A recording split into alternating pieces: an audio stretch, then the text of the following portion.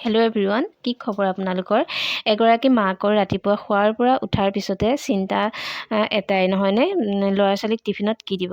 ল'ৰাই আকৌ আলু ভাজি নাখায়, সেইকাৰণে তাৰ কাৰণে মই এনেকৈ ঘৰতে যি চব্জি থাকে এনেকৈ ভাজি থাকিলে সময় নহয়গৈ, যিহেতু কেৰাহীত ভাজিলে অকণমান সময় লাগে।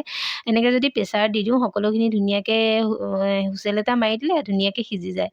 আৰু ভাজাৰ লগে লগে এনেকৈ মই তাতে নিমখ হালধি আৰু অকণমান জিৰা গুড়ি দি অকণমান ভাজি তাতে বেছি পানী নিদিওঁ মই, কাৰণ টিফিনত দিলে পানীটো দি দিলে বেছি হেৰি হৈ যায়। আকৌ মই এইখিনি পানী অকণমান দি হুইচেলকেইটা মাৰি মই এইখিনি আকৌ এবাৰ হেৰি কৰোঁ, মানে যেতিয়া হৈ যায় তেতিয়া মই আকৌ এবাৰ শুকুৱাই পেলাওঁ, ভাজি পেলাই পানীটো মানে নাইকিয়া কৰি পেলাওঁ।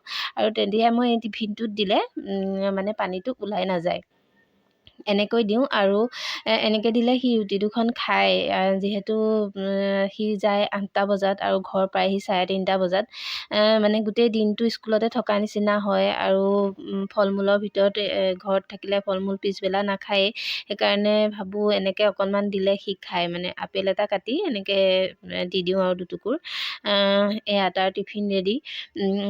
ৰাতিপুৱা মানে কি আৰু মানে শোৱাৰ পৰা উঠাৰ পিছত এটাই চিন্তা আৰু যে ল'ৰা ছোৱালীক ভালকৈ কিবা এটা খুৱাই বোৱাই পঠিয়াব পাৰিলে মনটো শান্তি। এয়া সি স্কুললৈ গ'ল। বা দেউতাকে সদায় তাক থৈ আহেগৈ, দেউতাকে থৈ আহি পেলাই আকৌ দেউতাক যায়।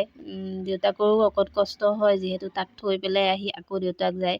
আকৌ এতিয়া দেউতাকৰ কাৰণে ভাত, যিহেতু মই সুদা ভাত আৰু চব্জিকণ বনাইছিলোঁ, ৰুটি বনাইছিলোঁ, এতিয়া আকৌ তেওঁৰ কাৰণে দালি বেঙেনা ভাজি এইখিনি আৰু এয়া হৈ গ'ল, তেওঁক দিলোঁ। এইফালে আকৌ মা আৰু মোৰ কাৰণে খাবৰ কাৰণে যোগাৰ কৰিলোঁ। মাক ৰুটিয়ে গাখীৰে দিছোঁ। মা যিহেতু ৰুটি এনেকৈ খাব নোৱাৰে, এনেকৈ দিলে অকণমান খায়। এয়া মা আৰু মই খাই ল'লোঁ। এয়া আৰু এনেকৈ দিনবোৰ চলি থাকে।